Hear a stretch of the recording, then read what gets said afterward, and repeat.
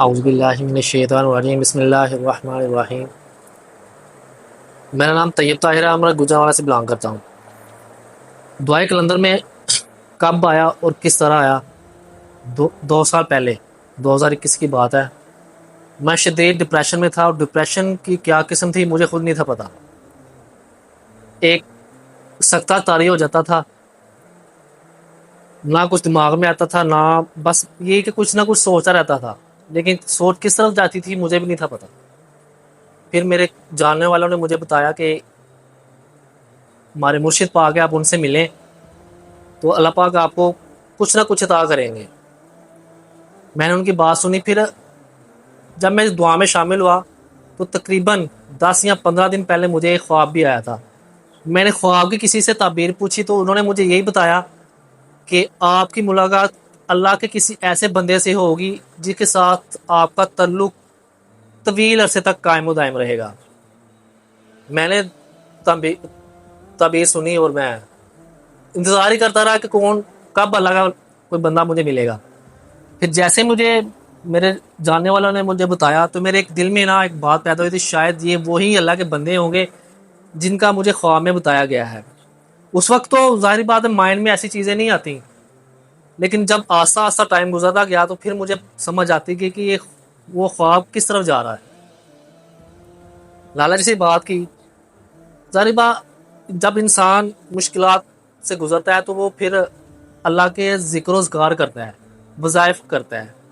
मैं भी इसी तरह वज़ाइफ करता था, ज़िक्र करता था, और जिसका असर ये होता था कि वो उन ज़िक्र और ज़कार की वजह से फ़ायदा तो मिलता था या नहीं था मिलता, लेकिन वो कुछ चीज़ें हैं जो इंसान पे भारी हो जाती थी और वो बंदा उन चीज़ों की वजह से डिप्रेशन का शिकार हो जाता है।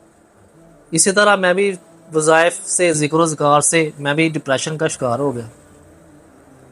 लाला जी से बात हुई तो लाला जी ने सबसे पहले यही कहा कि बेटा आप वज़ाइफ करते हो या ज़िक्र करते हो? तो मैंने कहा जी करता हूँ। लाला जी ने खुद ही बताया कि ये वजीफ़े करते हो, इन सबको छोड़ दो।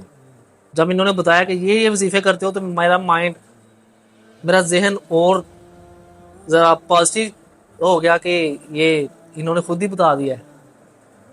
ज़रा बस हम किस तरह यकीन करते हैं, जब तक हमारा दिल यही चाहता है कि जो अगला बंदा हमें बताए कि आपके दिल में कौन सी बात चल रही है। जब लाला जी ने बताया तो मैं और स्ट्रांग हो गया कि ये कैसे हो सकता है। दुआ स्टार्ट की। 10 दिन तक दुआ, जब मैं दुआ करवाता था लाला जी से दुआ का तरीका बताया, लेकिन मेरे माइंड में बातें और ही चलती थी कि ये दुआ कैसे जा रही है, उसमें कुछ कोई वजीफा भी नहीं है और सिर्फ दुआ ही करने से कुछ हो जाएगा। फिर लाला जी ने कहा बेटा आपका ध्यान दुआ में नहीं है, आप कहीं और सोचते हो। फिर मुझे पता चला जी वाकई मुझ में ये खामी है, मैं दुआ में कहीं और सोचता हूँ। फिर मैंने दुआ एक फोकस करके दुआ की। जैसे जैसे मैं दुआ में मगन होता गया, डीप भी चला गया दुआ में, मुझसे डिप्रेशन खत्म होता गया, पॉजिटिव थिंकिंग आती गई। पॉजिटिव थिंकिंग कैसे आई कि मुझे रूहानी सुकून मिलता था। वज़ाइफ छोड़ दिए थे, डिप्रेशन खत्म हो रहा था। जैसे जैसे डिप्रेशन खत्म होता गया मेरी हालत बेहतर होती गई और फिर लाला जी भी महसूस करते थे कि मैं अब पहले से बेहतर हो रहा हूँ। बेहतर होने के बाद लाला जी ने फिर मुझे कहा कि आप भी इस फैज़ का हिस्सा बनो। फैज़ कैसे अता होता है? ये दिल की खलूस नीयत से हासिल होता है, मांगने से नहीं मिलता। ये अल्लाह की जब रज़ा होती है तब मिलता है। हम तो दरबारों पे जाते हैं, ये फैज़ ले लें, फैज़ ले लें। दरबारों पे फैज़ मांगने से नहीं मिलता। जब आपका दिल साफ होगा, जब आप अल्लाह की रज़ा होगी आप पे, तो फिर आपको फैज़ मिलेगा। अल्लाह की रज़ा कैसे हासिल होती है? दिल साफ हो, किसी के लिए कोई नफरत, कोई गम गुस्सा ना, किसी के लिए कोई नेगेटिव थिंकिंग हो।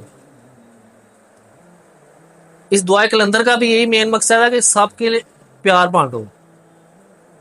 जब हम आपस में प्यार से रहेंगे, हमारे अंदर किसी के लिए कोई नफरत नहीं होगी, कोई गीबत, हसद, कोई इस तरह की कोई चीज़ नहीं होगी, तो ऑटोमेटिक जो वो प्यार मोहब्बत सा माहौल पैदा हो जाता है। दिल साफ हो जाता है, फिर अल्लाह की रजा हासिल होती है।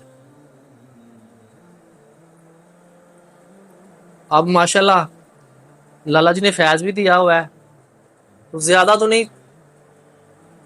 कमोबेश कभी कभी थोड़ी बहुत दुआएं चलती रहती हैं, जो मैं खुद भी करवाता हूँ और लाला जी भी मुझे दुआ करवाने के लिए कहते हैं।